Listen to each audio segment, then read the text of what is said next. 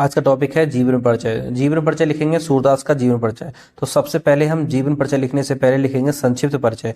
किसी का भी जीवन परिचय लिखेंगे तो हम उसका सबसे पहले संक्षिप्त परिचय डालेंगे।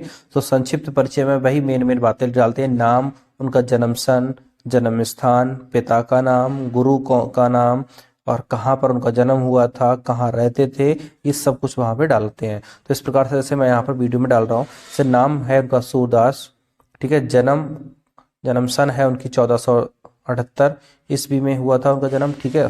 जन्म स्थान रूनकता नामक कोई ग्राम है, वहां पर हुआ था। उनके पिता का नाम था श्री रामदास सारस्वत। गुरु उनके थे बल्लभाचार्य थे।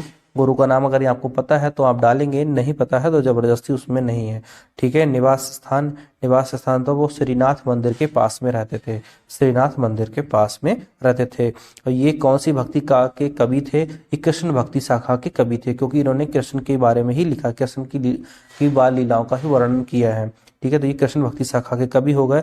इनका पद क्या था हिंदी साहित्य में? इनका पद था, ये अष्टछाप कवियों में प्रथम कवि थे, ठीक है। अष्टछाप जो कवि थे उनमें से ये प्रथम स्थान था इनका। इनकी मृत्यु हुई थी, इनकी मृत्यु की सन डाल देंगे, मृत्यु सन डाल देंगे 1583 ईस्वी में। और इनका मृत्यु स्थान था, हमारा मृत्यु स्थान का ऑप्शन डालेंगे यहाँ पे, हेड डाल के फिर लिखेंगे मृत्यु स्थान, कि इनका मृत्यु स्थान जो हुआ था गोवर्धन के पास, पारसौली नामक ग्राम था वो, इस समय वो मथुरा के पास में है, ठीक है।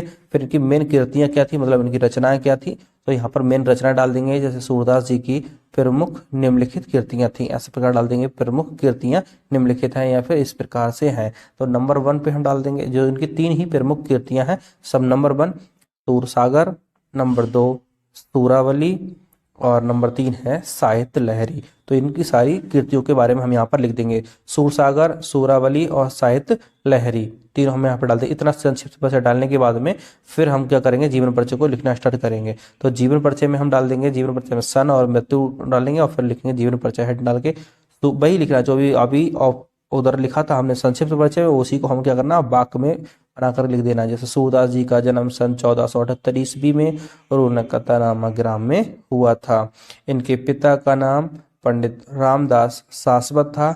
इनके पिता पंडित रामदास सारस्वत एक ब्राह्मण थे और कुछ विद्वान मानते हैं कि इनका जन्म सिही नामक स्थान पर हुआ था, ठीक है। कुछ लोग का मानना है कि सूरदास जी जन्मांध थे, मतलब जन्म से ही अंधे थे। कुछ विद्वानों का मानना है, ये सबका नहीं।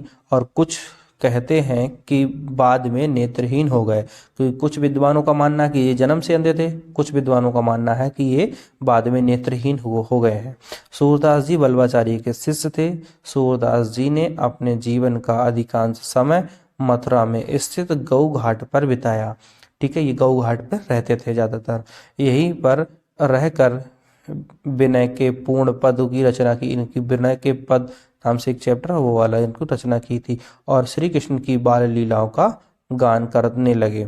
सूरदास जी की मृत्यु सन 1583 ईस्वी में गोवर्धन के निकट पारसौली नामक ग्राम में हुई थी, ठीक है। फिर इनकी रचना लिख देंगे। सूरदास जी की 3 प्रमुख रचनाएं हैं, वही जो अभी ऊपर लिखी थी, सूरसागर, सूरावली और साहित्य लहरी। तो उम्मीद करते हैं वीडियो पसंद आया।